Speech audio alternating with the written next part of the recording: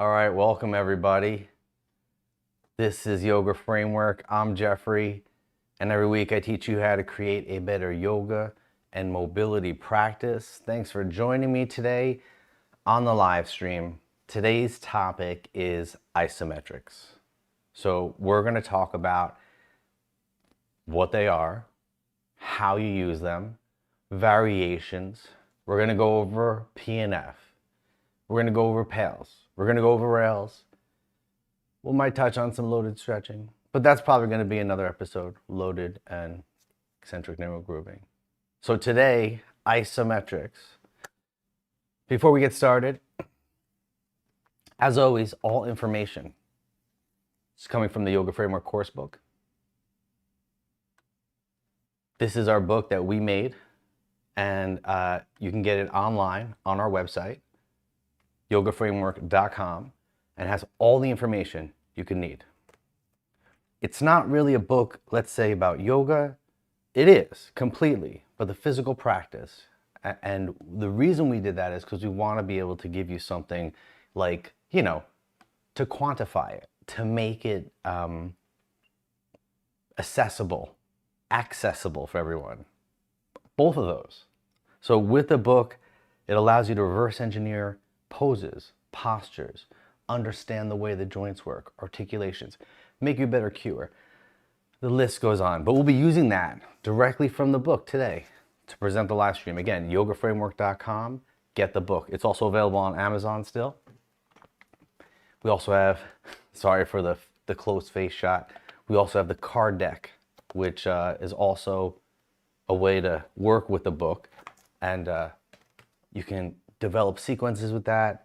You can create patterns that kind of go together. You can study traditional sequence patterns on there. It's rather advanced, but it also is basic. So it's fun, but it's color-coded, and if you really know yoga and the sequences, it gets a little advanced. I would like to think it's the most advanced sequence deck on the market, but I'm open to your opinion. All right, so let's get started with the pop quiz. So first, the question of this stream, being that the subject is isometrics, what does the word isometric mean, right? And don't just Google it. I mean, you could do whatever you want, right? But the idea is that you're trying to give me an answer off the top of your head. Guess, right? Don't even stress. I know I'm giving you a minute, got 30 seconds left. If you can't help it, I get it. Just Google it. It's okay. This is also how it pertains really to movement. So if you want to guess, it's an open-ended kind of thing here. Just about 10 seconds. All right, let me get ready for the answer. Let me give it to you. I think a minute's too long. I think we're going to have to go 30 seconds on that. It's not like Final Jeopardy, It's not groundbreaking. So the answer is isometric equal measurement. Iso comes from, iso means equal, metron means measure, or metric, measurement. So isometric equal measurement. And that says a lot about what you're doing in the body when you use isometrics, right? It's an equal measurement, right? So you don't want to push too hard. You want to find that balance, that equilibrium, equal measurement. Stalemate is a word I like to use a lot. So cool. That's what an isometric is. It's defined as equal measurement. And next time, it'll be 30 seconds on the quiz instead of that minute. That's too long. All right, so what's on the schedule for today? Isometrics, of course. We're going to talk about isometrics, but how? I'm going to go into a little more depth about what an isometric is. Then we're going to discuss PNF, which is a technique, one of the original techniques for isometrics. And then we're going to discover and talk about PAILS and rails, which is part of FRC. Again, these are just techniques using isometrics for stretching, very popular ones. And then we're going to go right into sequences and patterns, where we kind of talk about or actually I'm going to talk about, and you can always ask a question if you want. But I'm going to demonstrate the differences between PNF and PAILS and rails, and we'll use 3 different poses to do that. And I'll go over that in the sequences and patterns. But let's get started talking about PNF. And if you, or just isometrics in general. And if you have your book, we're going to go to page 145. That would be chapter 15. And basically the definition states isometric comes from the Greek iso, equal, metron, measure, equals maintaining the same measurement, dimension, or length, positioning one part of the body against another, or an immovable object in a strong but motionless action creates an isometric, or an isometric creates the isometric movement. Sorry.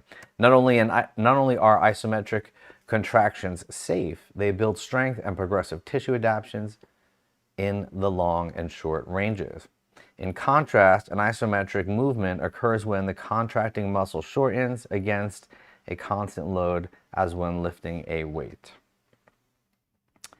Oh, I'm sorry, I read that wrong. You know, I need new glasses. In contrast, an isotonic movement occurs when the contracting muscle shortens against a constant load, as when lifting a weight. This is more about loaded stretching. That's isotonic. I guess you can call isotonic stretching. I just had a little epiphany there. But yeah, isometric stretching, isotonic stretching. I think I'm just going to call it isotonic stretching instead of loaded, or technically. All right, so we're going to go over all this. We're going to go over the PAILS and the rails, the PNF. Let's start, because loaded stretching, we're going to leave to the next episode, I believe. That's going to be loaded stretching, eccentric neural grooving. Ballistic stretching, I do want to touch on. It's one of those types of stretching you don't do too much, just because it's kind of perceived as dangerous. Let's be honest, that's probably what it is. So most people don't do this, and it's not that it's dangerous. It just has to be done at the right time. You have to be at the right stage of your practice to introduce ballistic stretching. You don't want to start with it. And it's basically, without going into some crazy definition first, it's basically the bouncing, right? You find your end range, and then you're like bouncing, or kind of moving slowly at the end range to kind of tension the muscles. The textbook, ballistic stretching, uses the momentum of the body or a limb to stretch muscles farther and faster than other techniques. Often confused with dynamic stretching, ballistic stretching involves bouncing in and out of a stretched position using the muscles as springs. Both techniques use movement during the stretch. However, the dynamic stretch does not push muscles past their normal range of motion. The ballistic action / stretch can be added at most end range positions. So you can just do ballistic stretching in every stretch, but it is dangerous. It's really meant for, like, you're about to play a sport, dance in a competition, something like that. You want to test it out. You would do some ballistic stretching, a few, just to make sure everything's, you know, ready to go. Because you don't want to stretch before an activity. You don't want to loosen the muscles before you're going to get them to bear weight and make everything strong. All right, does that make sense? You don't want to stretch before an activity. So it's really important, because a lot of times we are stretching before activities. And if anything, you want to do like a ballistic stretch, or a quicker dynamic, maybe an active stretch. You know, it really depends of your knowledge too. PNF techniques. All right, so let's go a little bit into the PNF techniques. For PNF techniques, PNF is an acronym for proprioceptive neuromuscular facilitation. Right, and I'm literally just taking this right out of the book. I'm going to skip ahead a little bit. It was developed by Dr. Herman Kabat in the 1940s as a means to treat neuromuscular conditions, including polio and multiple sclerosis. PNF techniques have since gained popularity with physical therapists and other fitness professionals. And that's from another book, but I'm just giving you the definition cited at the bottom. And all right, so the basics are how it works with PNF. You perform without going into all of it, because I'll demonstrate it. There's 3 different techniques I'll talk about in a minute. but you basically do the desired PNF technique 3 to 5 times, and you rest for 15 to 20 seconds between each repetition. But you can also do it 1 to 2 times. It doesn't have to be 3 to 5. It really is, depending on your tolerance, all that. It's all relative to a degree on the reps, because you're stretching. You don't want to overdo it. Usually, it only takes 2 isometric kind of loaded ideas in the muscle, or loaded methods in the muscle, to create an opening. And you're probably not going to get too much more after that without pushing too hard. And I do not recommend that. And that's why always, for me, less is more. You want to talk to the body. You don't want to push it around. Like, you're in a relationship with your body, and just like every relationship, no one wants to be pushed around. No one wants to be forced into a situation. So you don't want to do that. You don't want to force your body into something it's not ready for, because in the end, what it's going to do, it's going to push back, and it's going to get mad, and it's going to get tight and close. This is why people that go to yoga all the time and push too hard and force are always tight, and they're like, I have to always go to yoga because I'm always tight. And then what happens is they find hot yoga, and they're like, I always have to go to hot yoga now because it's the only place that opens me up, because they're so tight from pushing so hard, and then the heat allows them to push even harder because it loosens your muscles up, and then they can never get that kind of stretch outside of the heat, and they get addicted to the heat. And I don't know, I could talk about hot yoga forever. I started teaching hot yoga for many years, just so you know. I'm not anti-hot yoga. I just understand what it's doing to the body now that I'm more educated, and I wouldn't recommend it as a regular practice. Once in a while, sure, you want to sweat it out. I get it, but whatever. Another episode. All right, so let's go into the three basic strategies. There's contract, relax. So you hold the passive stretch, always starting with the passive stretch. Activate the muscle being stretched with an isometric, and then relax the muscle for 2 to 3 seconds.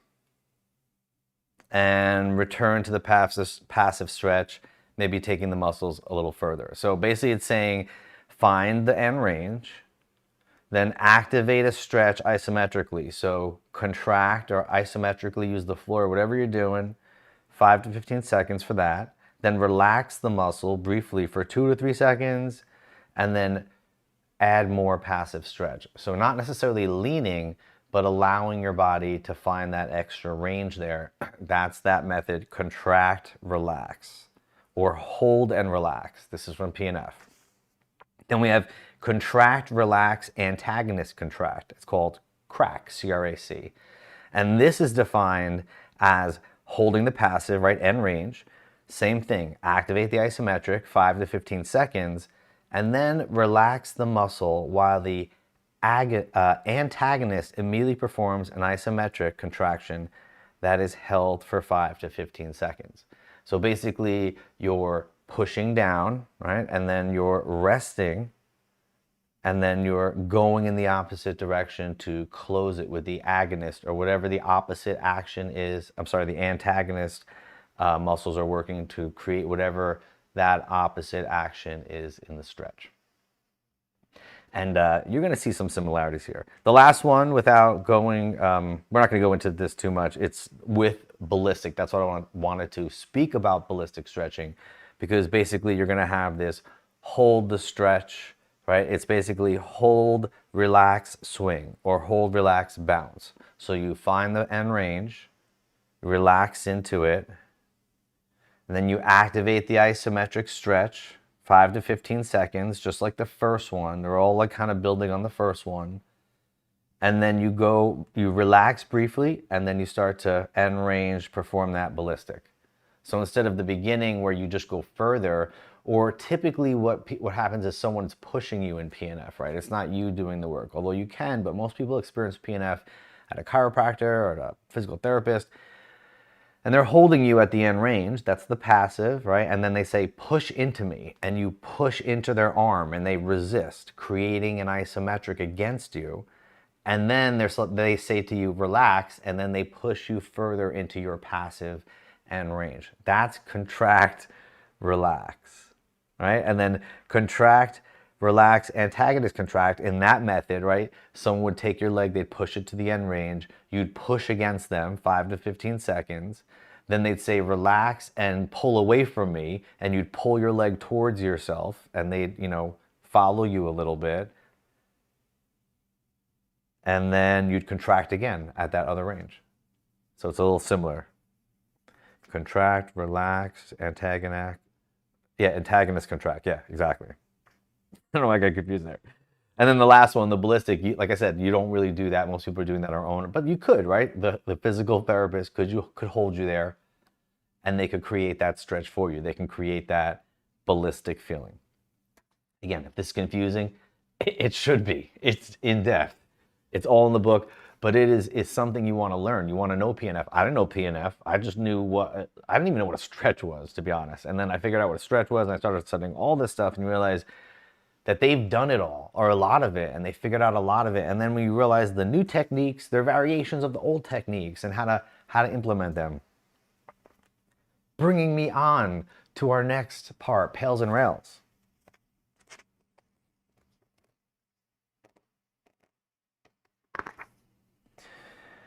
Okay, so pails and rails, what does it stand for? It's a system, it's part of functional range conditioning, functional range systems. This is a certification that you could take. I'm certified in FRC, functional range conditioning, and functional range assessment, which are 2 certifications that they provide in addition to Keen Stretch, which is kind of like mobility yoga, of advanced yoga. I hate when they don't want to use the word yoga, but I like that, so whatever. I'm gonna say yoga. Pail and a rail, a system of mobility training based on scientific principles and research, created the pail and the rail, right? Develop a world-renowned musculoskeleton and human movement expert, Dr. Andre Spina, functional range conditioning, you know, all that. Okay. Then there's the PAIL. PAIL stands for Progressive Angular Isometric Loading, which is an isometric muscle contraction that increases strength in the lengthened muscles of the stretch, the open side of the joint, well, really the lengthened side of the joint, but it's also to that. If the elbow is in flexion, the progressive tissue is along the back side of the arm. When in extension, the progressive tissue is along the front side of the arm. So basically what I'm saying, it's the long tissue, it's the word I used here was on the open side of the joint. I'm just talking about where the more open area is, the longer tissue. Same thing, I said it a little differently, right? So if you bend your elbow, all the progressive tissue, right, it's on this side, the long side. If I extend my elbow, there you go, it's on this side, the progressive tissue. Regressive tissue here now. Now it's progressive tissue, and this is the regressive tissue because it's the longer and the shorter tissue. I should probably change that. The rail stands for the regressive angular isometric loading, which is an isometric muscle contraction that increases strength in the shortened muscles of the stretch on the closing side of the joint, right? So if same example, if my elbow's gonna, people say it's opening, but let's say this is the joint open here with the progressive tissue, I'm gonna then open that, right? That's the progressive, that's now the progressive tissue. This is the regressive tissue here, right? It's the shortened tissue. I just said the same thing. It's really just the opposite. I'm just going over it again, right? The open side, progressive tissue. This is the, I'm sorry. This is the regressive tissue, my bad. I'm saying that wrong. This is the progressive tissue because it's the open side. Regressive, right? The joint is closed. And then here I close it this way all the way. This turns into the regressive tissue, right? The shortened tissue. This is the progressive. Sorry if I confused you. It was just that last part. Rewind, read it again, get the book, listen to this stream over. Remember, progressive tissue, longer tissue. Regressive tissue, shorter tissue. This is relative to how the joint is opened. I don't want to say closed because not every joint closes. That's why I said the open side of the joint. Interpret it as you will, right? Tissue. This is a concept I had a hard time understanding, that it's on both sides, the progressive and regressive tissue. I'm just going to read, yeah, I said the same thing. All right, PAILS and rails are used to increase the range of motion and overcome joint limitations. Limitations happen because of an injury, a lack of movement, or too much movement. All right, that would be over flexibility, like in yoga. All right, everything should be pain-free in all of these stretches. And the main thing I'm not going to go too much into because I want you to get the book and really read up on it. And you don't want to hear me talk about that anyway. So the main thing to remember is progressive tissue, regressive tissue, isometrics, how to use it in your practice. It's a tissue issue, basically, always. All right, so without further ado, let's go into the sequence and patterns. And this is what we're going to go over today. PNF versus PAILS and rails. Now, I'm not putting them against each other. I personally believe PAILS and rails are like a more advanced version of PNF. Like it's kind of a similar concept, but it has this other aura of like progression and regression, let's say. Because the main difference is you stay at the range you know, for me, from what I've seen, is the main difference is you're constantly progressing. I don't want to say progression and regression because that's the tissue. You're constantly looking for more range in either direction. Where the PNF, you would do that and you might not necessarily find the right spot each time. You're not building one off the other. And that's why I feel it's such a better thing, because you're building one off the other, right? PAILS and rails, they kind of step ladder up. PNF, it's a little more scattered of how you would use it, but I'll show you in just a moment. All right, so let's go over the actual stretches or the actual moves that we're going to use here. The 90-90, right? One of the best positions to use for mobility. One hip's in external rotation, the other hip's in internal rotation.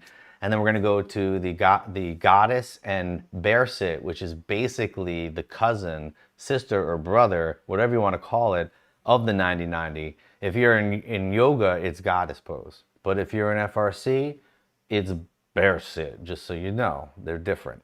They're not, but the terminology is a little sometimes. So same pose. We're seated goddess, let's say. That's what we're going to do. Although you can do an active one. And the last pose is frog. I think this is mobility and yoga neutral frog, as the 90-90 is, but that's known for more mobility. But, you know, I'm getting into politics. So these are the three poses. This is what we're going to go over. PNF versus PAILS and rails. How do they work? I'm going to do all three poses. And where are we going to do that? Where else but the studio, right? I'm always doing it at the studio. Oh, that didn't come out right. But I'm glad that we're going to go over there. Just give me a moment. I'm going to set myself up.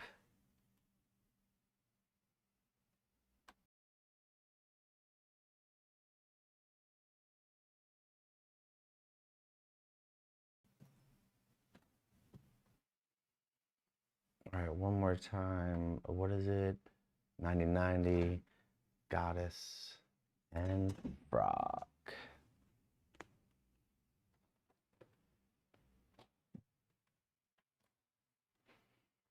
All right, welcome to Yoga Framework, Studio Edition. Today we're gonna go over the 90-90.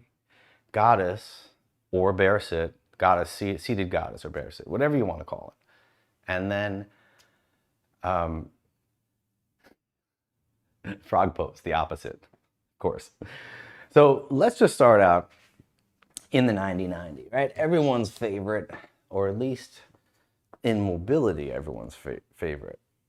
And we're gonna do PNF with the front leg, right? I'm not gonna do it with the back leg because that's a little bit different as far as creating the stretch there. And if you're not familiar with that, it can be complex and I don't want to confuse you. But everyone knows this pigeon-esque like position here, right? And what you want to do is you want to bow the stretch, as they say, to create extension in the spine, right? You don't want to create this relaxed flexion, right? We're not doing compression. I feel like you understand what that is. We're not doing flexion with all this. We're actually extending the spine, and we're going to use that as a way to create the passive stretch and the more active and loaded isometrically, right? So it's a progressive angular isometric loading. Get it? It's stepping up. That's, you know, I don't like to say. So let's find the passive stretch. Extend your spine. All right, I'm just gonna keep the knee at 90, and then I'm gonna find this hip flexion until I feel it in my outer thigh, IT band, whatever sarcomere selection you have. Keep your spine extended, right? I'm just finding the passive stretch. So first, I'm just going to do contract and relax. All right, right now, I'm in the passive stretch. And really for all these, you should be in a passive stretch anywhere from 30 to 90 seconds at least, if not more, 120. And once you're here, then for that long period, I'm not going to waste your time. You're going to contract. You're going to push into the floor. So I'm now pushing down into the floor. That's the contract. And then I'm going to relax, not push, and I'm going to allow myself to find more, because what happens is because I pushed down into the floor, my body felt safe there. I used the isometric to create safety and stability. And then for that, my body rewarded me and say, oh, we're safe there. We can go a little further. I'm not pushing. My body gave that to me. That's the simple, most basic way to think about it, right? Contract, relax, prove you could be strong there. The body might say, okay, I trust you, let's relax a little. Let's do it one more time. I'm gonna contract. Now I'm pushing down into the floor, right, with my whole shin. And while you can't see it, I'm working hard. I feel it, right? I'm shaking. It's a lot in my leg here. 5 to 15 seconds. That's how long you want to keep this push. Like, you can't lift my foot because I am driving it down. Like, there's a scale underneath it. And then I'm going to relax and create more of that passive stretch, because my body just was like, oh, cool, you're fine there. But I am at my edge now. I'm feeling more like I'm getting there. And like I said, 2, they say 5, I say 2 to 3. The PAILS and the rails are more 2 to 3.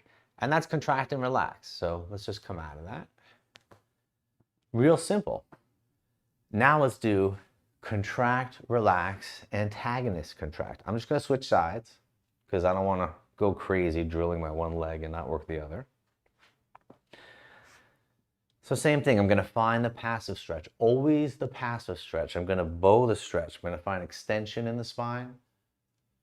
And when I say the bow, it's just, I'm not going to let my back take anything, right? I don't want to feel anything creeping up my hip or my leg into my low spine. I want to feel safe here. That's the passive. I'm not working for it. I'm relaxing. And if you're not sure what a passive stretch is, watch the live stream I did about passive stretching. You can, I covered the topic pretty well. I'd like to think you can ask questions there, whatever you want. All right, so 30 to 90 to 120, whatever minute to 2 minutes you want to be in this stretch. Now I'm going to push into the floor, contract, and I'm pushing into the floor, 5 to 15 seconds. Then I'm going to relax for a few seconds. And then I'm going to antagonist contract. So I'm going to pull, like I'm trying to close the hip here. I'm literally pulling it together. I'm not really leaning in it. I'm pulling it. Like, so if I came up, see how it's still together here? Because I'm closing this, right? So whether I'm down here or up here, I'm still doing it. It's just, where am I positioning, the orientation? and then I can relax again, right? This is more powerful because I'm using an active stretch like we talked about in a previous live stream to create it, right? I'm not leaning, I'm really squeezing. And you can't tell I'm doing it with what I'm doing, right? It's all internal. This is advanced stretching. All right, one more time. I'm gonna push, contract. 5 to 15 seconds. I'm pushing down, right? You can't lift my leg. I'm pushing it into the floor. You can't see I'm doing it. I'm gonna relax. 3 to 5. Antagonist, contract. Pull it together. See, I can just lift my knee and do it. Now I'm doing the same thing. That's a stretch, and I'm about to cramp. I could feel it.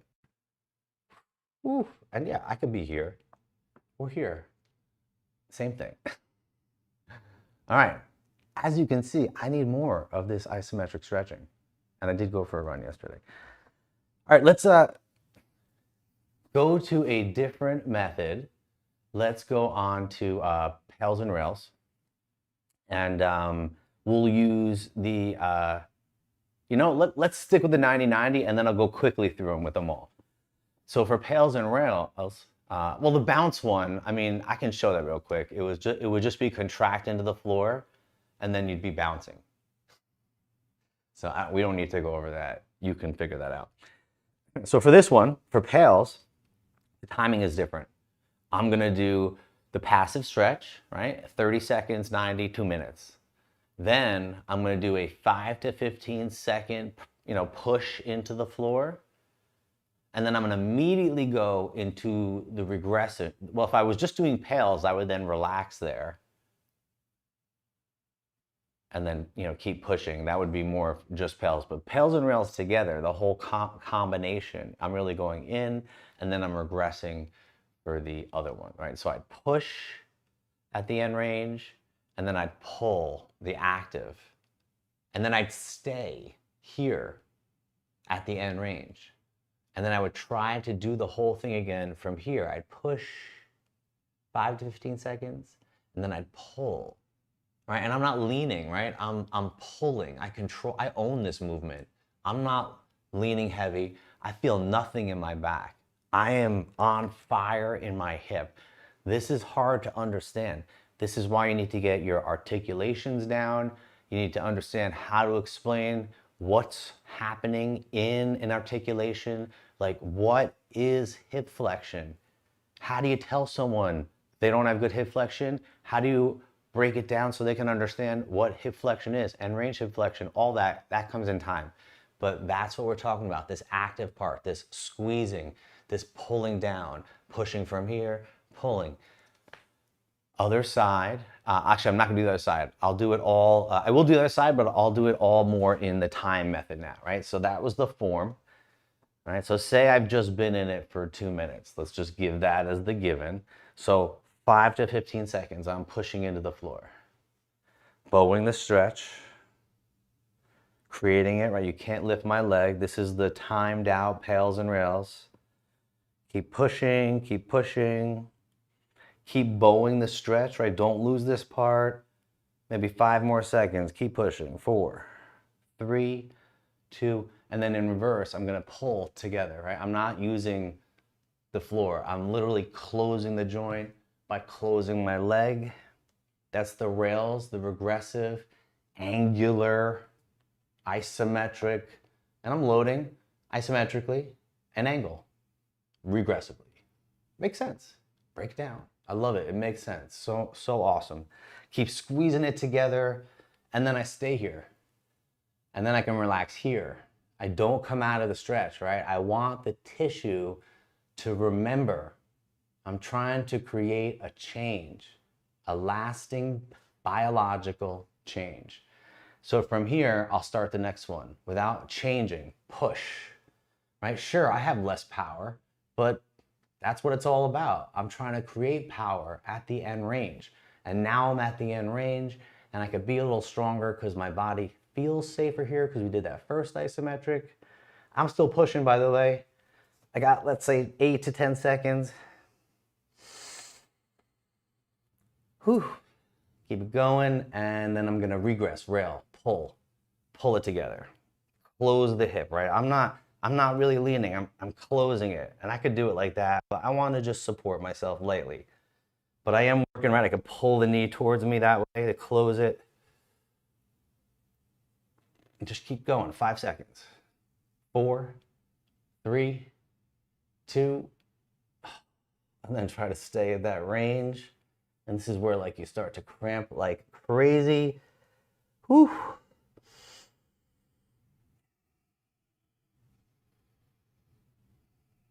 You could see how this would make you more flexible. I could even do one more from here. I don't know if I should, but I will. Push.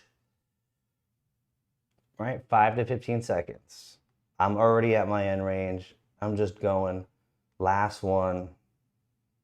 And then rail, pull, right? Close the joint. Still bowing the stretch, by the way. Still finding extension in the spine. Then relax. And I want to relax, right? I don't want to come out of the stretch right away. This is where the magic's happening. My leg is on fire, but this is where the magic's happening.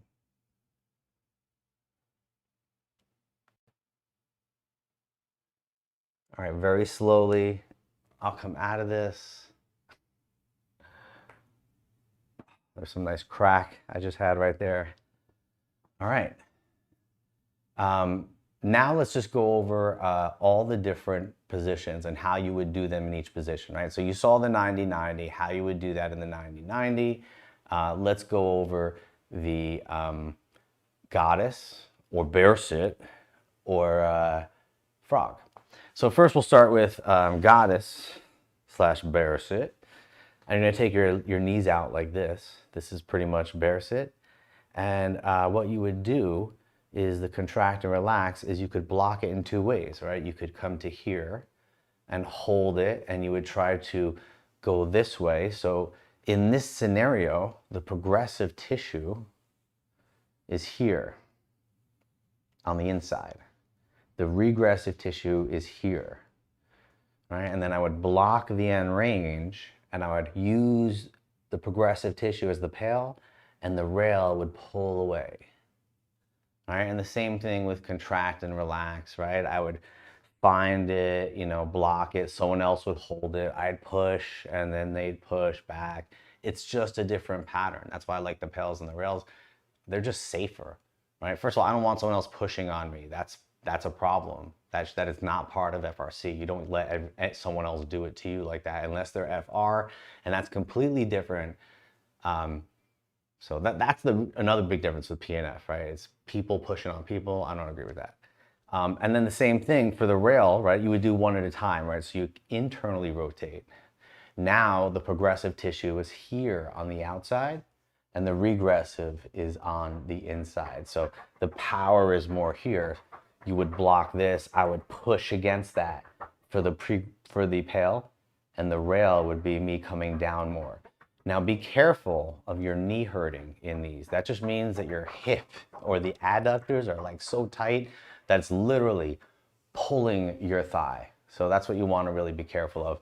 But that's it, right? You would do pails, rails, pails, I'm opening, progression, rails, regress, the short tissue. Just changing perception. Which way is the joint open, right? Let's not think of a joint closing and opening.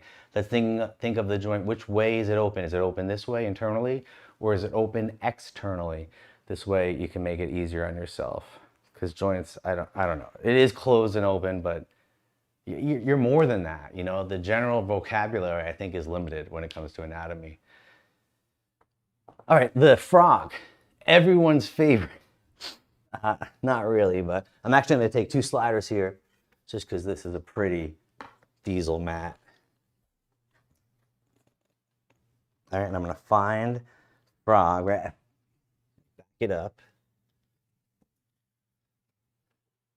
So first, what you would do is know that there's really only one way you're going to do this, pails and rails, because you're already at end range. So you basically find end range. You could do it with your feet together if you're really, you know, limited, or you would take your feet apart like this. That's more of the textbook, if there is one. So I'm already at end range. The progressive tissue, is on the inside. The regressive tissue, right? I'm already out. That's the short tissue that's on the outside of the position I'm in. So if I want to do a PAIL, I pull my legs together. I use the progressive tissue and I try to pull it together like I'm squeezing the floor together. If this was slidable, these sliders would slide together, but it's not. So I'm just using it as a pad. It's creating that. Keep squeezing. And then the regression, the rail, pull them apart. And I'm not leaning. I'm just like, I could try to lift my legs. That's the regression. I'm using the short tissue. It doesn't have to be a perfect movement. You just have to think of, are you using the regressive tissue? Are you using the progressive tissue? Who knows what it's going to look like in your body when you first do it? And then I stay here at this newly acquired range, right? Then I'm staying here. That's that new step ladder. One more time, I'll squeeze 5 to 15 seconds and just keep the tension nice and steady. You could ramp it up a little bit, but 5 to 15 where you feel safe. And then the regression, pull apart, create more. Maybe lift your ankles, try not to lift both knees. You could try to lift 1 or 2 to create the feeling if you're not sure. Right? And then you could stay and relax here. And I'm not going to bore you with another one or torture myself, which I'm not torture, but I'm getting an amazing hip routine right now. All right, then I could just take my feet together. I could slowly come out of this. Just be careful. You don't want to just rock out of that. And once you feel good, once you're up, you should feel the benefit. You should feel the tissue, the blood circulation. That's basically PNF, PAILS and rails. That's isometrics, right? The idea of you using this stalemate, this process of loading on an equal measurement to create strength. This way you're not pushing too hard. Like when you have a weight and it pulls you too far or you're not ready for it, that's going to create damage. This is why isometrics are so safe. All right, so let's head back over to the spot.